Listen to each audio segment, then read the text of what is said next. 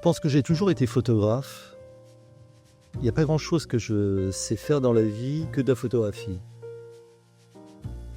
Ça fait penser un peu à la phrase de Beckett qui disait « bon qu'à ça » en parlant de l'écriture, de la littérature. Moi, je serais tenté de dire à peu près la même chose, c'est-à-dire que je ne suis bon qu'à ça, qu'à photographier, qu'à faire des images, ou des photographies plus exactement, depuis aujourd'hui presque 45 ans. C'est de construire des projets, de travailler sur du long terme, de construire une œuvre, plutôt autour de la Méditerranée, avec un tropisme très fort sur Israël puisque j'y vis. Ces dernières années, même si c'est un travail qui reste un peu secret, autour de la lettre hébraïque. Je suis né à Paris, j'habite Jérusalem depuis plus de 40 ans. J'ai passé mon enfance à Paris. Ma famille, par contre, est d'origine algérienne. Ils ne sont pas vraiment des rapatriés, ils sont venus avant.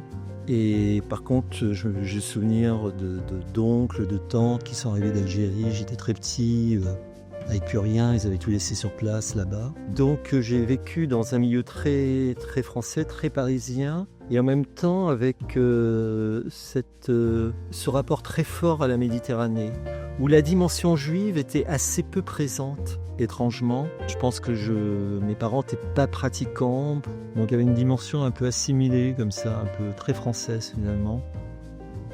J'ai beaucoup travaillé sur des lieux chargés d'histoire, comme Jérusalem évidemment. Donc la présence de l'autre, de l'altérité, de la différence. Mais il y a aussi ce travail sur Jaffa, qui a été un lieu d'abandon, de départ, de retour, d'exil. Enfin, la dimension historique liée à cette région du monde, avec tout ce que ça implique jusqu'à présent finalement, elle me paraît essentielle pour, en tant que photographe, d'avoir travaillé sur ces lieux.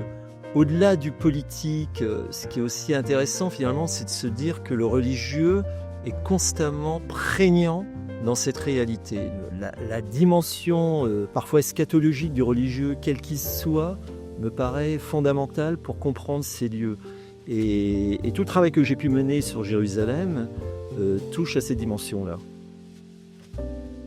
J'ai fait un livre qui s'appelle « Sincérité du visage » avec la philosophe Catherine Chalier, qui est un travail sur les visages de gens qui vivent à Jérusalem. Ce projet s'est réalisé lors de la fin de la première intifada et de la deuxième intifada. Donc ce sont des visages extrêmement proches, cernés comme ça, où on est très très près des visages, de la peau et des marques qu'il y a sur la peau, etc.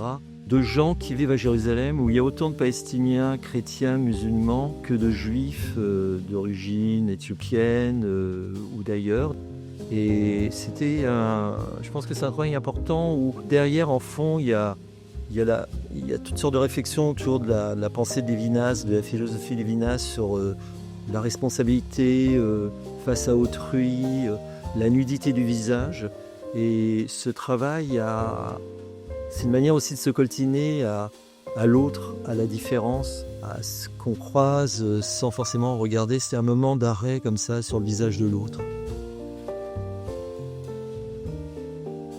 Moi, je me sens profondément méditerranéen.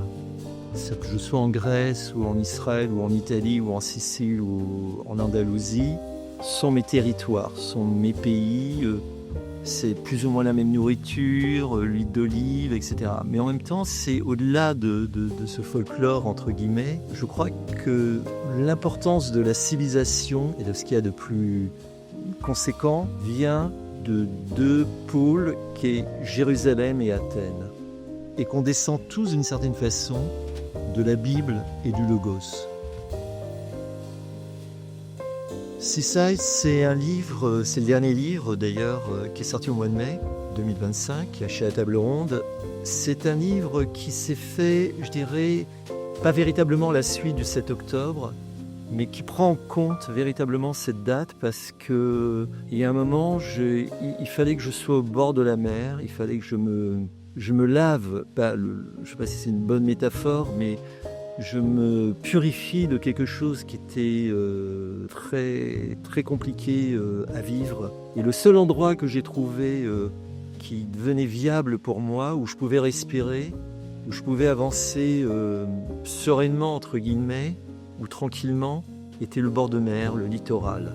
Et ce qui me paraît, moi, très important finalement, c'est comment on arrive quand même à traverser les moments les plus tragiques et on vient se ressourcer voilà, sur ce bord de mer et en faire quelques images de ce livre qui s'appelle Seaside. Je pense que la photographie, c'est une histoire très personnelle. C'est un moyen d'avancer dans l'existence sans forcément penser au lecteur, à celui qui va regarder les images ou les photos. Je ne crois pas qu'il y a une possibilité de rapprochement. Je crois que c'est un leurre dans l'histoire de l'art. Il n'y a pas l'art n'a jamais aidé qui que ce soit à mieux comprendre ou à mieux saisir l'autre dans sa différence. J'y crois pas du tout.